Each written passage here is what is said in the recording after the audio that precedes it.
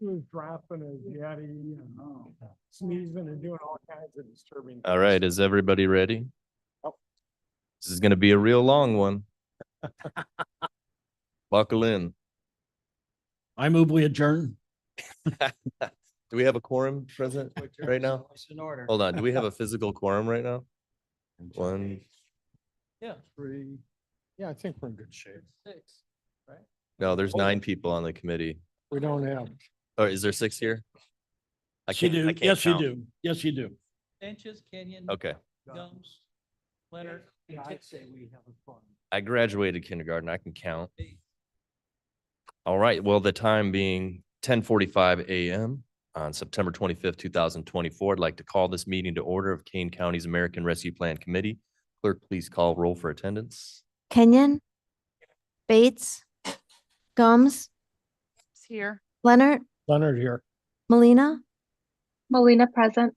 Strathman, Strathman here, remote. Surges, Pepe, Steppy here. Sanchez. Sanchez present. We have remote attendance requests from Strathman and Molina. Is there any objection?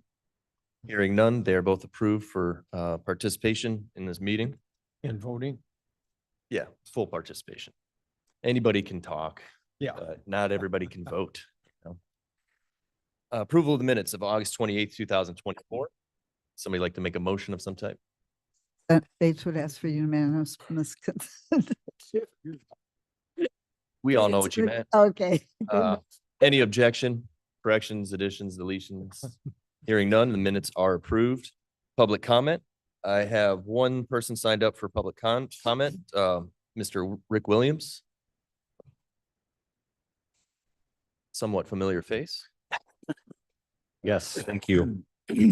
As you know, my name is Rick Williams. I live in Elburn. And today I'm speaking to you not as a county board member, but as a member of the board of directors of the Between Friends Food Pantry of Sugar Grove. With me today is our executive director, Sherry Frieder. She's been there, I think, about 7 or 8 years now. 12.8% of Americans face occasional food insecurity. 5.1% of Americans face food insecurity on a daily basis. These are staggering numbers, and Western Kane County is not immune from this crisis.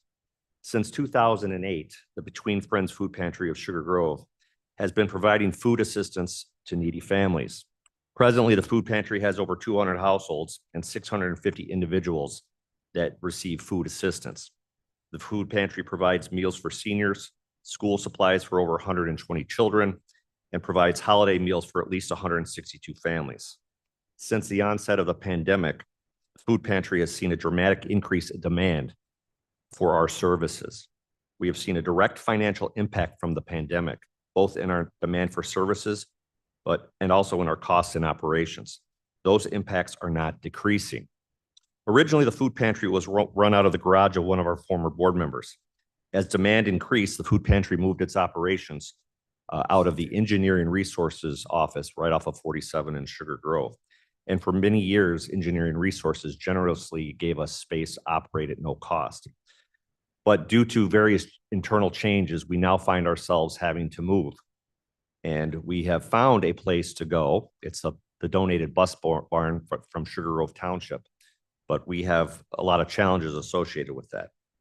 We are an entirely donor-based 501c3 organization, and our funding is dependent entirely on individual donations and organizational donations and some governmental grants. Our average revenues are approximately $48,000 a year. We are an extremely lean organization.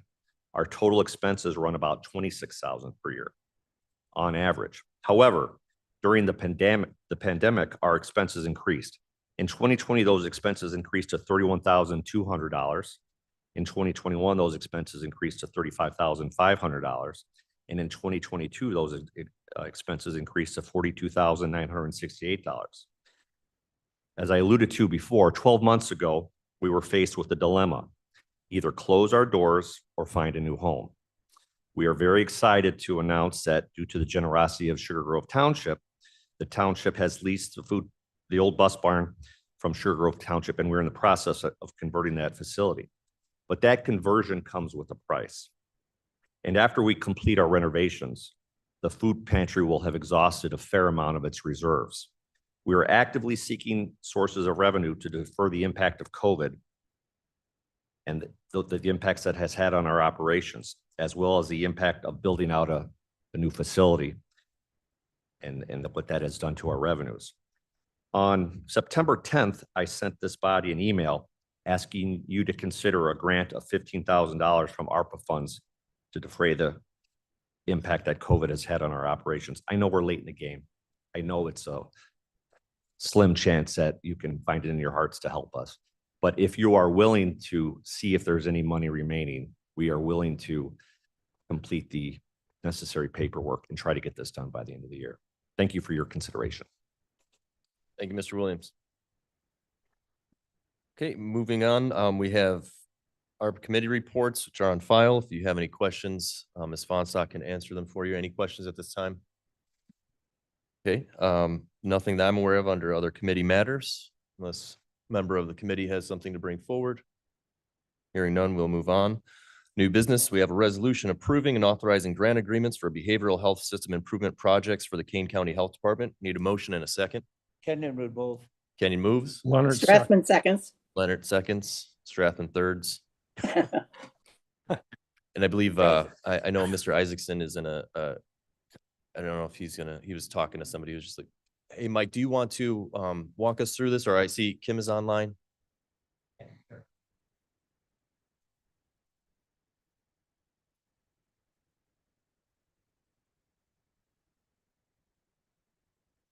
Good morning, everyone. Thank you. So this resolution is for several beneficiary projects as part of our larger overall efforts to improve access to behavioral health services in Kane County. It represents specific populations that are critically important to reach, including early childhood and people who are experiencing domestic violence and homelessness. So we would ask that you support this. It was identified through a competitive process and has been vetted by the state's attorney's office and been through the ARPA. So we've got the green light from everybody, and we're excited to move forward with these projects. Any questions on this, the committee or other members? Mr. Kenyon. I have no question, but I believe mental health is the key to many of our problems.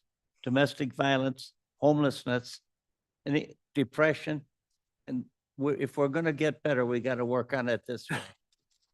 Head it off. So I'm in favor of this. Anything else? Bates and Leonard. Is this the same program that was presented at the last health department meeting? It's part of the Which is collective. Yes. Very fabulous. Thank Yes. you. Okay. Mr. Leonard. Thank you, Mr. Chairman.